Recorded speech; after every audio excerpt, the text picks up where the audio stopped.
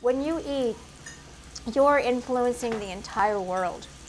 And we don't realize, whatever it is you eat, you know, whether it's a regular American diet or this food, whatever you're putting on your plate is very powerful because it is affecting the environment.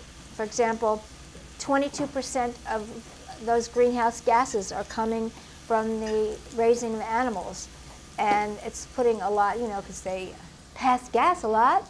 And unbelievably enough, that is a big pollutant. To cook the barley right, to follow the method, you know, and you don't have to toast it if you don't care that much. And then do anything you want with this. Add any vegetables, add any seasonings, do whatever you want. And I think we're kind of done with this. Any questions about this? And then I usually add parsley or something in because it looks nice.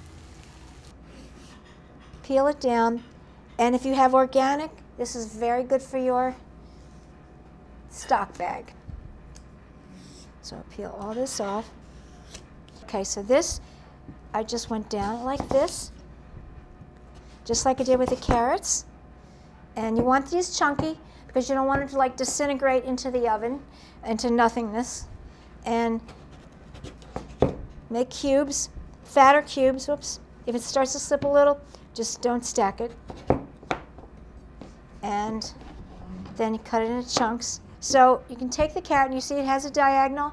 Instead of me going across it like that, I'm actually going to cut into half of this. So I'm going to cut it into half, half. I just keep cutting it in half until we get smaller chunks. Just keep doing that and that. All right, so that is another way. Anybody want to try it? Okay. See, we're brave tonight. Okay, so then let me show you a way to julienne. Cut your carrots on die. This is kind of an Asian cut. You might read something. It's referred to as Asian cut is generally diagonal. So you're going to cut your carrots, but you want them to stay in line. You don't want them to go all over the board. And while you're cutting them, see how we talked about the 3-finger method? You can see I'm using my 3-finger method in order to get the right thickness of the vegetable so that they will all be somewhat similar. Okay, so then you want to get them all in line like that and kind of flatten them out a little bit with your hand. And then take your knife, and now you're going to make a nice little julienne all the way down. That's one way of making julienne.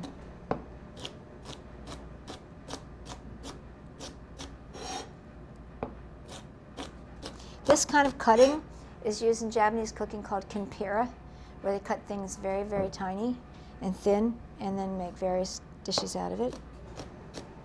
Especially, I don't know if any of you are familiar with burdock root, but that is a vegetable that is used in combination with this in Japanese cooking for this kinpira dish. Okay, and there you have it.